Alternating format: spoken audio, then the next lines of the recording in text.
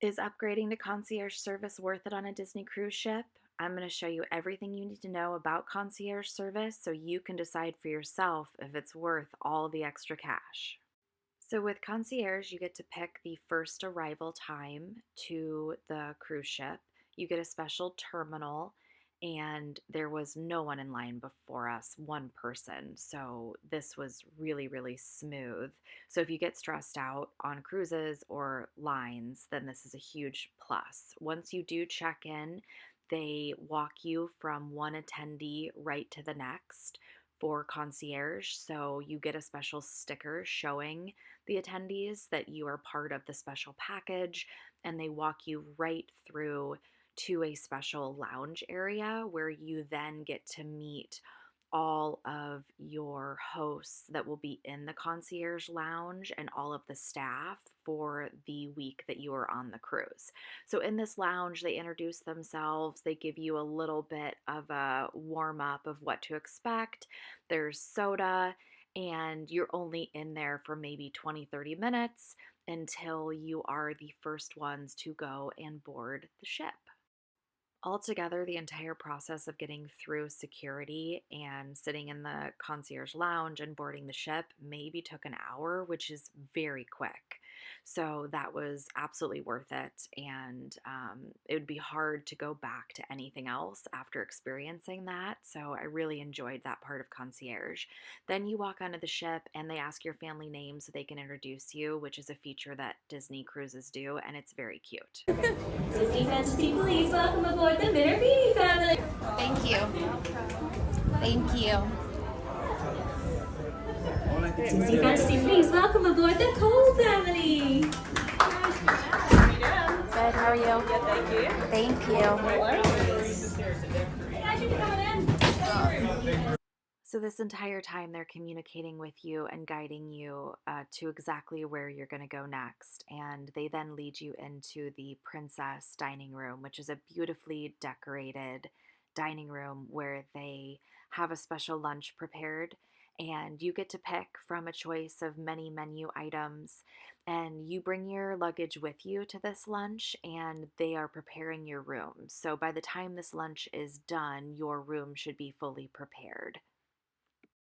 The details on a Disney cruise are pretty amazing. This princess ballroom was decorated beautifully. The menu is really diverse. There's international items, there's kid friendly items, and there's more elevated items for adults as well, like salmon and crab. Billy got a steak and potatoes that she loved. There's wonderful desserts as well. And again, all of the little details, wherever they can put a little Mickey Mouse, they sure find a place to do it. So lunch was lovely. And right when we were done eating, they announced our rooms were ready and we could go unpack and settle in. Our concierge room was next to the lounge. There is a special concierge area with all of the rooms that you can get easy access to the lounge. So this was our room 11010, and I can do a room tour if you guys would like to see that as well. But the ship was quite beautiful. When we got in our room, it was fully stocked with soda, water. They had a beautiful fruit plate for us, and they had a guide for the hours of the lounge and other details that were really helpful to know. These are the doors to the lounge, and I definitely made a game out of finding all the hidden Mickey Mouse ears on this trip. So, the lounge itself is the biggest perk to being part of the concierge package on a Disney cruise.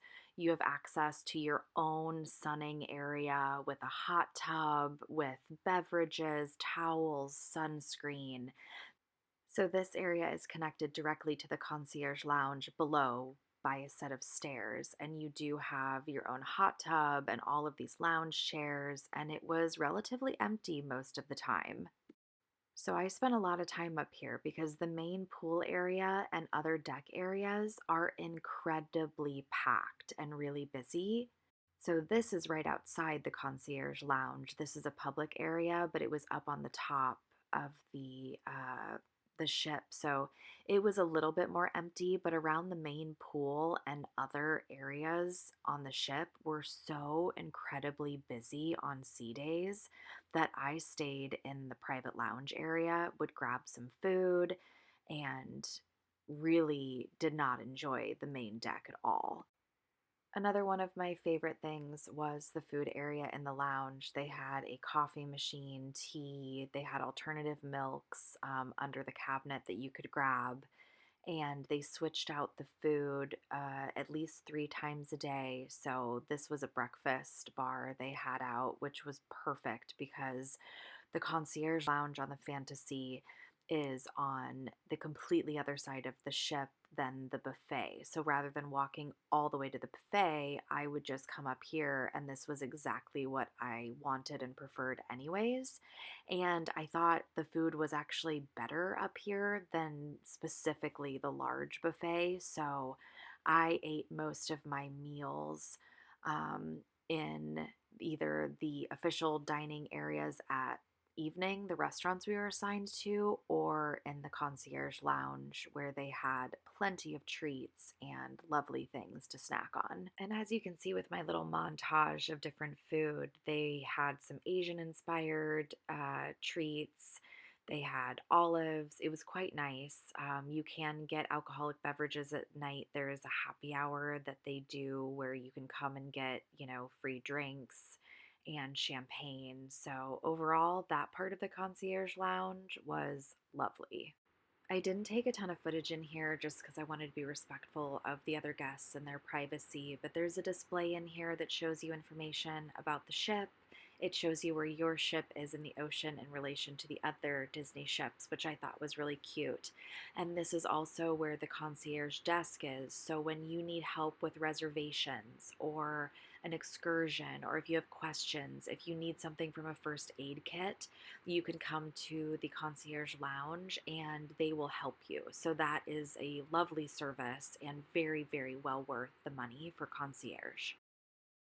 Instead of standing in lines or waiting at guest service, you have your own personal staff that helps you with any questions or concerns you have, and they were all lovely and so friendly and so helpful. The only time concierge was packed with people was during the happy hour with the free alcohol. Other than that, there were only a few people in there at a time, and it never felt packed or overwhelming at all. Character greetings are like a huge thing on the Disney cruise ships, and they can also be really hard to get your picture with certain characters. So we did have this on our bed one night when we got back to our room, saying that there was going to be a special character greeting just for the concierge members. And Stitch was up on the concierge pool deck and spent time with all the kids just one on one, which was really, really cute. On Disney cruise ships, they are known for putting on these amazing shows. And if you pay for concierge, you can go up early. They will take you down in a special elevator that's usually just for staff, and you get to go into the Disney theater first and pick your seats. This is huge because the shows are really popular and really full, and people like rush them the second the doors open to get the best seats, especially for the really, really popular shows. So we were led down through the staff quarters and entrance into the theater. You're given beverages. They had popcorn waiting for us. And it's about 15-20 minutes before the main doors open for any given show, and you can go pick what you think are the best seats. So this was really, really cool, and you absolutely feel very special.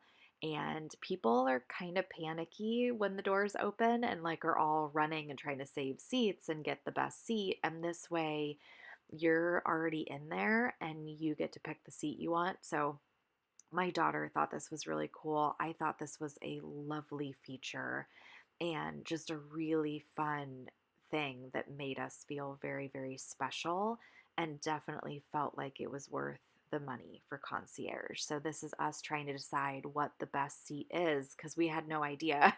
We had never been to a show yet. So she was trying out a bunch of different ones to see what she felt like would be the best. But the theater is really lovely, and this was a really, really fun thing for us to experience. You also get free popcorn as a concierge guest on your Disney cruise the entire week. So your card for concierge has a sticker on it showing that you are a concierge member, and you can go up to any concession stand and they will give you as much popcorn as you want. So that was kind of fun too. They also had a really cool movie theater that was just playing Disney movies. So you could get popcorn, go sit and watch a movie anytime, which was super fun. One of the things that was hard for me to find when I was doing research on Concierge Lounge was what kind of tip you leave. So they did actually provide a sheet with suggested tip, with the concierge service and your host names, and you can leave gratuity for all of them to split or individual members of the concierge staff. So if someone went out of their way to help you or helped you the most, you can give them special gratuity. I actually thought this was quite nice because sometimes on cruises or specialty events, you don't really know what is typical for a tip. So I actually appreciated that they did this. Another perk to being a concierge member with Disney on a cruise is that you get first pick on excursions, so you are more likely to get the excursion you want. Specifically, the bungalows at Castaway Cay, which are the private island, they sell out quickly, so this way you're more or less guaranteed to get one. Now, concierge service in general is about twice the amount, so you're doubling the cost typically of your Disney cruise by doing this. Overall, it's worth the cost. It's very expensive, but what you get from it is definitely worth it. You're much more comfortable. You're treated very well. Now, one misstep I think is that they do not take their concierge guests out early for excursions or allow them to exit the ship first. I've been on cruises where when you pay for the extra feature of being their star guest or concierge guest, they do allow you to get off the ship first and they escort you out privately. And I definitely think that's a huge perk that Disney is missing with their concierge service, and they should add that. But other than that, they make you feel very special. The lounge itself is just a huge benefit, and I really, really did appreciate that. So overall, if I did a Disney cruise, again, I would absolutely do concierge service because Disney cruises are so busy and really cater to kids. And if you value your quiet time, if you want nicer food, if you want to be treated really well and have areas that are a little bit more private, I would definitely pay the extra money for concierge service. And I can tell you, I will never do a Disney cruise where I do not pay for that feature because I found it to be very worthwhile. So if you have any questions, please, please ask. I've got plenty of footage to make other videos on our excursions, on the trip itself, and on our room. So if you'd like to see that, please let me know. And thank you for joining me for Ariel Travels, and I will see you guys in my next video.